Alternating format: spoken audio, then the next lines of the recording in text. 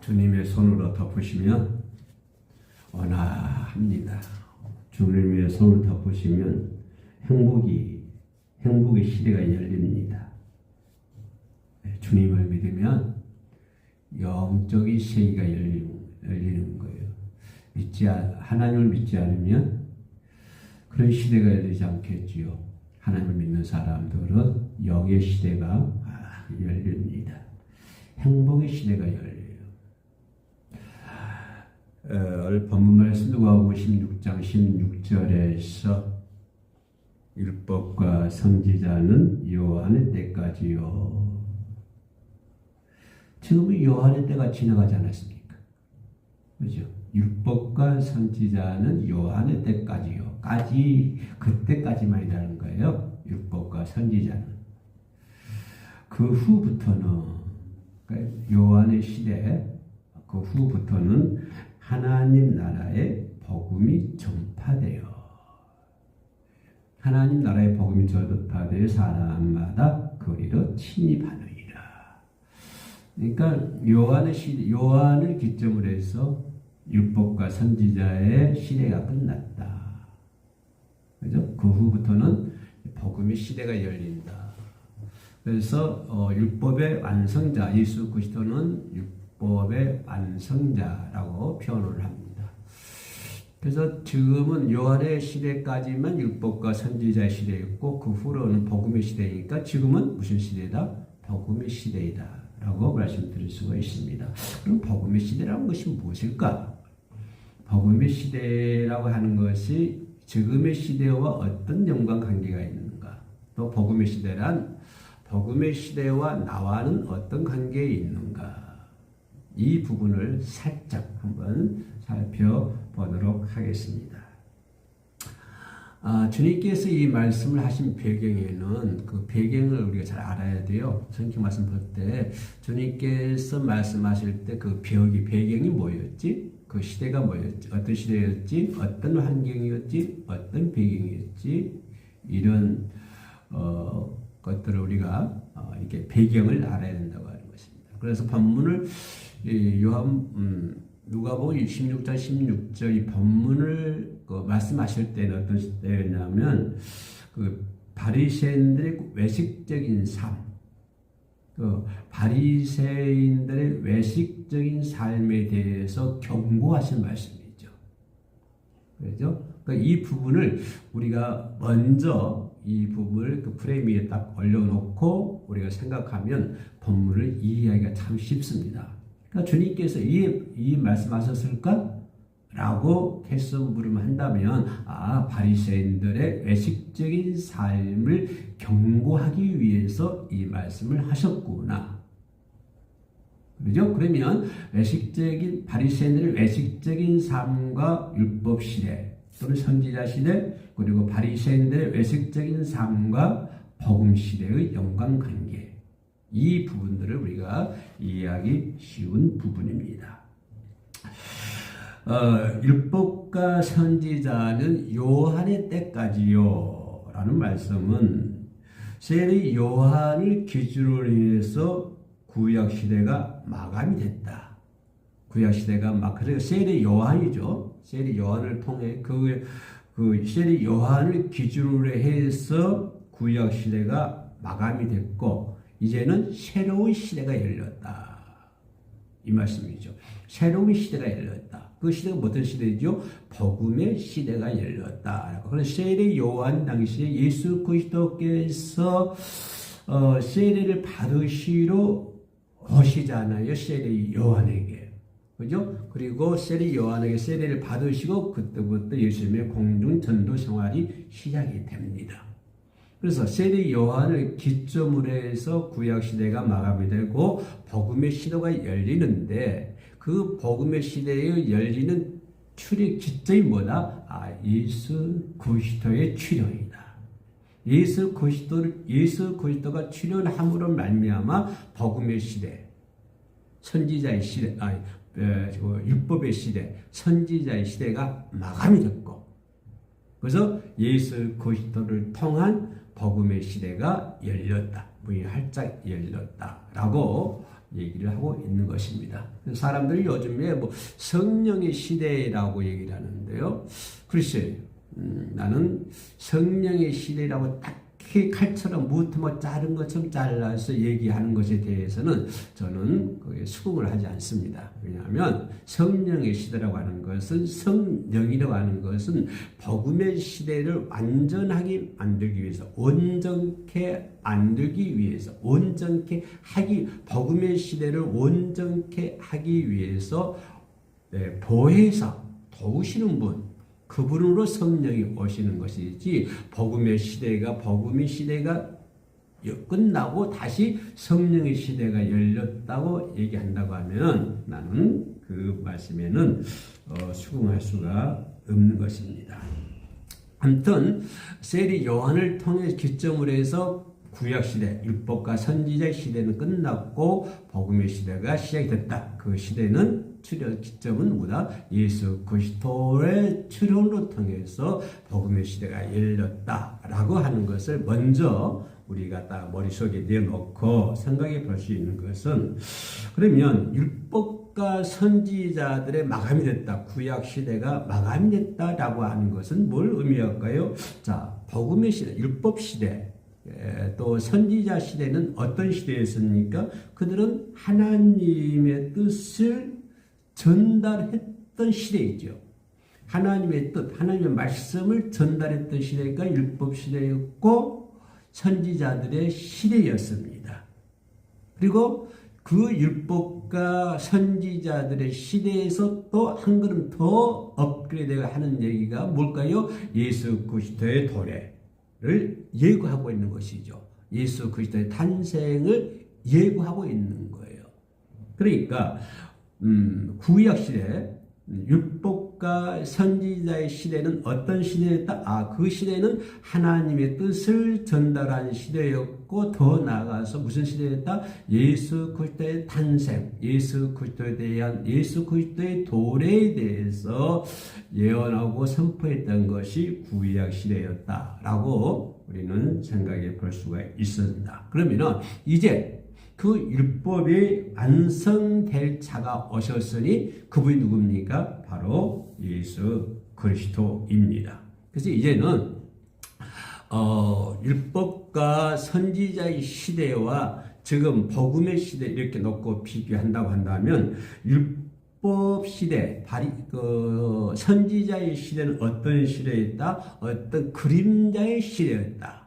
예수 그리스도에 대한 그림자, 그러죠? 그림자의 시대였다라고 하는 것을 생각한다면, 그러면 복음의 시대는 이제는 그림자의 시대가 아니라 실체적인 복음 그 자체를 만나야 하는 시대였다라고 하는 것입니다. 다시 말씀드리면 구약 시대는 예수 그리스도의 도래, 예수 그리스도의 탄생에 대해서 예언하셨고, 그런 하나님의 뜻을 전파한 시대가 율법 시대였고 선지자의 시대였다고 한다면, 이제 복음의 시대는 그런 시대가 아니라 그런 실체적으로 예수 그리스도와 접하고 예수 그리스도와 만나고 복음 자체를 만나는 시대, 그것이 복음의 시대다라고 얘기해 볼 수가 있습니다. 그러므로 이제는 복음의 시대가 활짝 열리게 되는 것입니다. 그래서 지금은 무슨 시대다? 복음의 시대라고 얘기할 수가 있죠. 성령의 시대라고 하는 것은 아닙니다. 성령은 복음의 시대, 예수 그리스도가 복음이잖아요. 복음의 시대를 온전케 하기 위한 하나의 그 도우신 분, 보혜사로서의 성령의 시대가 열리는 것이지, 복음 그 자체는 그죠? 예수 그리스도이다라고 하는 것을 볼 수가 있습니다. 그래서 복음은 단순히 교훈이 아닙니다. 가르침이 아니에요. 우리 기독교 종교는 하나의 교훈이나 가르침의 종교, 깨닫게 하는 종교가 아니라고 하는 것입니다. 우리 기독교는 그런 종교가 아니라 실제적으로 하나님의 나라가 이 땅에 임하게 되는 것이고, 실제적인 능력과 생명이라고 하는 것입니다. 어떤 교훈적인 가르침, 그런 종교가 아니라 실체적인 하나님의 나라가 내게 임하게 되는 것이고, 그리고 실제적인 능력과 생명이라고 하는 것입니다. 이것이 복음의 시대라고 하는 것입니다. 그래서 다시 말씀드리면 복음의 시대는 교훈, 가르침 그런 것이 아니라 그런 시대가 아니라 하나님의 나라가 이 땅에 임하고 다시 말하면 하나님의 나라가 내 마음속에 임했다고 하는 것입니다. 그러면 구약과 율법 시대와 선지자 시대는 어땠다? 하나님의 나라와 그런 하나님의 나라에 임하는 것을 예언하는 것이 구약 시대고요. 하나님의 나라를 예언하는 것, 교훈을 가르치는 것이 구약 시대였다고 한다면 복음 시대에는 그 하나님의 나라가 가르치는 것이 아니라 이제는 하나님의 나라가 내게 도래했다. 하나님 나라가 내게 임하게 되는 것이고 하나님 나라가 내게 임함으로 말미암아서 실제적인 능력이 나타나는 것이고 또 그로 인해서 새로운 생명의 길로 가게 된다고 하는 것입니다. 그래서 이러한 구약과 신약의 복음의 시대를 우리가 이렇게 구분해서 논리적으로 구분해서 생각해 볼 수가 있는 것입니다. 그러면 예수님께서 오신 이후로 어떤 역사가 일어났습니까? 자, 예수 그리스도가 세례 요한이 시대에 세례 요한에게 예수님께서 세례 받으러 오셨지요. 그죠? 그리고 이제 또 마귀에 이끌려서 또 시험도 받으시기도 하고 예수 그리스도가 탄생함으로 인해서 뭘까요? 예수께서 오신 이후로는 어떤 역사가 일어났습니까? 하나님의 나라가 선포되는 것이죠. 그러니까 구약시대는 어떤가요? 하나님의 나라를 알려주는 것이죠. 하나님 나라에 대해서 예언하는 것이 율법시대였고 선지자 시대였다고 한다면 복음시대는 어떨까요? 복음시대에는 하나님의 나라를 선포하는 거예요. 누가 선포하는 거예요? 예수 그리스도가 선포하는 것이에요. 다시 말씀드리면 중요한 부분이니까 다시 말씀드리면 구약의 시대에는 율법과 선지자의 시대는 어떤 시대였다? 하나님의 나라에 대해서 예언의 시대였죠. 그러나 복음 시대 세례 요한 이후로 복음 시대에는 어떠했다? 그런 것이 하나님 나라를 예언하는 것이 아니라 하나님의 나라를 선포하는 것이죠. 누가요? 예수 그리스도가 오셔서 하나님의 나라를 선포하는 거예요. 이것이 복음 시대예요. 그래서 더 이상 이제는 구약처럼 율법처럼 선지자처럼 예언만 바라보는 그런 시대가 아니라 예언만 바라보는 그런 시대가 아니라 이제는 예수 그리스도를 통해서 하나님의 나라가 선포가 됐으니 하나님의 나라가 내게 임하게 되는 것이고 우리 가정에 임하게 되는 것이고 그래서 그 하나님의 나라를 경험하는 거예요. 복음의 시대는 하나님의 나라를 경험하게 되고 침입하는 것이라고 그랬죠. 성경 말씀 뭐래요? 친히 그리로 침입하니라 참여하는 시대가 되었다고 하는 것입니다. 이해하시죠? 구약시대, 율법시대, 선지자시대는 하나님의 나라를 예언하는 시대였지만 복음의 시대는 하나님의 나라가 선포가 되고 선언이 되고 이제 모든 사람들이 하나님의 나라를 경험하게 되는 것이고 그 하나님의 나라를 경험하는 자들이 뭐라고 본문 말씀이 뭐라고 그래요? 그리로 침입하니라. 복음의 시대로 침입이 나는 거야. 침입해 나가야 된다고 하는 것입니다. 그래서 침입하는 자들의 결단이 필요한 거예요. 하나님의 나라가 선포가 됐으니, 그죠? 예수 그리스도를 통해서 하나님의 나라가 선포됐으니 이제 사람들이 하나님의 나라를 침입해야 된다고 하는. 그 침입하려고 한다면은 뭐가 필요하지요? 나의 어떤 결단력이 필요하게 되는 것입니다. 그죠? 나의 결단이 필요한 것이요. 사람마다 그리 침입하니라. 헬라어로 침입한다는 말이 무슨 말이냐면은 침노하다, 힘써 들어간다 그 말이에요. 결단해야 된다고. 하나님 나라에 들어가기 위해서는 결단을 해야 되고 힘을 써야 된다고 하는 것입니다. 그죠? 구약 시대는 하나님 나라가 예언됐지만 복음의 시대는 하나님 나라가 선언이 됐기 때문에 선포가 되었기 때문에 믿는 자들은 힘써서 그 거리로 들어가야 된다고 하는 것입니다. 그러기 위해서는 반드시 뭐가 필요하다? 결단이라고 하는 것이 필요하다고 하는 것입니다. 복음을 그래서 소극적으로 기다리는 것이 아니라 어떻게 되겠지 그렇게 소극적으로 기다리는 것이 아니라 적극적으로 붙들어야 된다고 하는 것입니다. 천국은 적극적으로 붙들어야 되는 것이지 소극적으로 해서는 안 된다고 하는 것입니다. 그래서 천국은 어떤 자들의 것이다? 침노한 자들의 것이다. 자, 침노는 뭐라고 그랬죠? 열심을 다한다, 힘쓴다, 그 말이죠. 그래서 천국은 소극적으로 이렇게 붙드는 것이 아니라 천국은 적극적으로 붙들어야만이 그 우리로 들어갈 수 있다고 하는 것입니다. 그래서 복음이라고 하는 것은 은혜로 주어지죠. 믿는 사람이나 아멘 모든 사람들의 똑같이 복음이라 하는 것은 전부 똑같이 전해주고 있습니다. 그러나 은혜를 붙드는 믿음의 결단이 필요한 거예요. 복음은 모든 사람, 은혜라고 하는 것은 모든 사람들이 다 필요하지만 다 이렇게 주어집니다. 모든 사람들, 복음이라는 것은 모든 사람들에게 다 주어지지만 그 은혜를 붙드는 믿음의 결단이 필요한 것이고 그 은혜를 붙드는 열정이 필요하다고 하는 것입니다. 다시 말하면 침노하는 자, 그죠? 열심을 다하는 자.